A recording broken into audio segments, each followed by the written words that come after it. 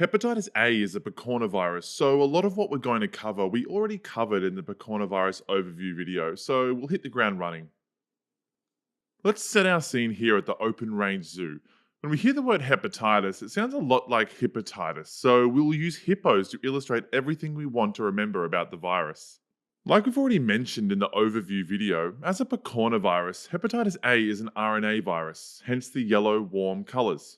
More specifically, it's a positive sense RNA virus, and we have it set in a daytime scene for positive sense. Here we have a hippo drawn in the background, and on his ankle there is a tag reading A for hepatitis A, or as we like to say, hippotitis A. We even have a baby hippo way in the back as its pico counterpart. Hepatitis, as you may have guessed, affects the hepatic system, the liver. So we have a brown spot drawn over the hippos that are shaped like the liver to help us remember that. A huge thing about hepatitis A is that it's acid stable, just like most of the other picornaviruses. This contributes to its transmission since it is transmitted fecal orally. This makes sense, the stomach has a ton of acid that can help break pathogens down, but hepatitis A is acid stable so it can easily go through all of that acid. We have the hippo hanging out on a rock in the middle of a bubbling and blistering acid pool. They're stable on this rock, protected from the acid, for acid stable. Next, we're going to draw in the statue of David over here because, like most other picornaviruses, Hep A is a nakey virus. Finally, we're drawing these monstrous hippo poops to remind you that the fecal oral route is the main route of transmission, either via person to person contact, like during sex or caring for someone with hepatitis A, or via consumption of contaminated food or water. People who inject drugs are also at an increased risk of being infected with hepatitis A. Let's spend some more time going into transmission, since this is an important point for hepatitis A. Hepatitis A can be shed in feces and then contaminate water supplies. In higher income countries, a lot of effort goes into purifying drinking water to eliminate Hep A. To illustrate this, we've drawn a giant purifying machine that is purifying all of that gross acid and hippo poop. In order to inactivate hepatitis A, we must chlorinate, bleach, use UV radiation, or heat water to 85 degrees Celsius for 1 minute. All of these processes are going on within the purifying machine here, and to help us remember, we will write it down on the side next to it. Here, we see this guy pumping out pure hepatitis A free water from the purifying machine. However, in lower income countries where there is a lack of water purification, this is a common route of transmission for Hep A. In the US and other higher income countries, though the drinking water goes through extensive purification, we can still have transmission through water sources indirectly. It can be transmitted in shellfish that were caught from contaminated water sources, especially uncooked shellfish, as well as from contaminated private wells used to collect drinking water. Let's draw in a USA shellfish snack bar at the zoo. USA signifies that this is a common source of hepatitis A in the US. To reinforce that we're talking about hepatitis A, we will give the shellfish snack bar an A rating from the Department of Health, which are used by some jurisdictions in the US as well as elsewhere internationally.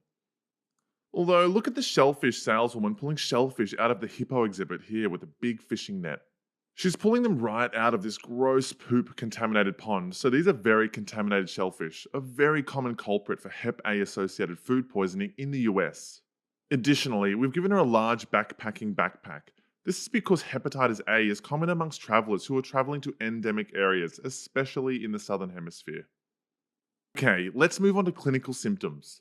Hepatitis A is often clinically silent or subclinical and can be anicteric, meaning without jaundice. But it can also cause acute viral hepatitis, fever, hepatomegaly, and jaundice. Let's talk about that because that's what will be tested. In front of the snack bar, there are tables everywhere where everyone is hanging out, enjoying their day at the hippo acid pool. We can see one guy dressed in a bright yellow sweater and pants eating some of the contaminated shellfish and drinking some non-purified water. He's barfing everywhere.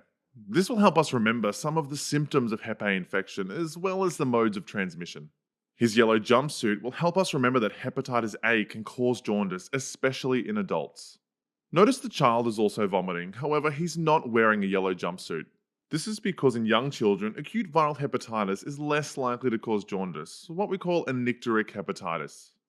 Finally, this last guy illustrates another clinical feature of acute hepatitis A infection. Often, smokers who develop hepatitis A will also develop an aversion to smoking tobacco products. So let's add this guy extinguishing his cigarette, looking disgusted and sick of smoking. Okay, so let's talk about treatment and symptom duration, both of which will be illustrated by this sign on the shellfish stand. It says 2 months only, limit one per customer, and no carrying out of the snack bar. The 2 months only is the duration of the illness, typically less than 2 months. Limit one per customer means that hepatitis A is often self limiting.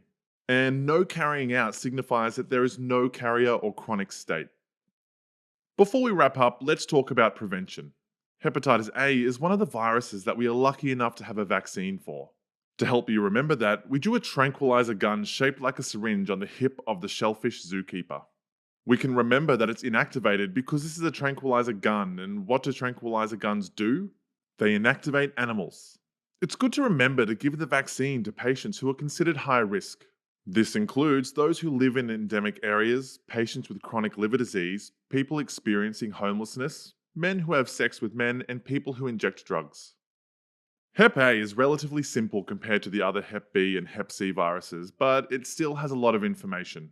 Don't let it be the neglected stepchild of the hepatitises. Hepatitis C's? No, whatever. Review this and the picornavirus overview video and you'll be golden. A nice jaundicey golden. Until next time.